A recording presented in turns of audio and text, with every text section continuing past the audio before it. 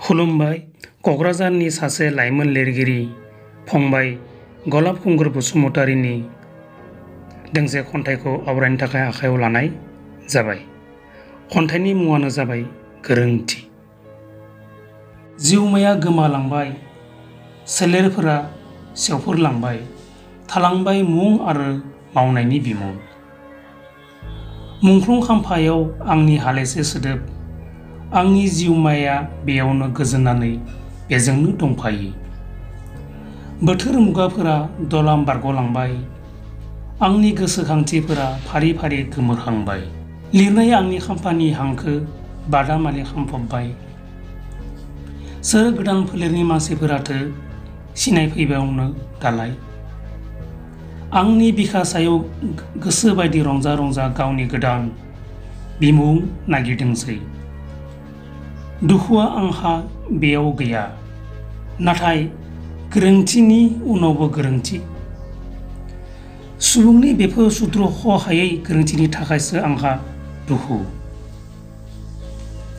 गोरलै गथ'नि आंनि बिखायाव उप्लेना गेलेनाय आं जेबो साना, नाथाय नोंहादि बेफोरबायदिनि सम गैलिया, नों आंनि आखाइखौ नाजावनांसिगौसो। गोरोन्थिनि मुङाव निमाहा आरो निमाहानि उनाव फिन गोरोन्थि। बेफोरनो जोंखौ मुंख्लंआव दोगथाबना दोननायनि जेमा। जोंनि गोजोन देरा समायना खाम्फाया बेयावनो गोमालांदों। नोंसोर थेवबो गावनि सायखंखौ नायना मोसानो नागारलिया।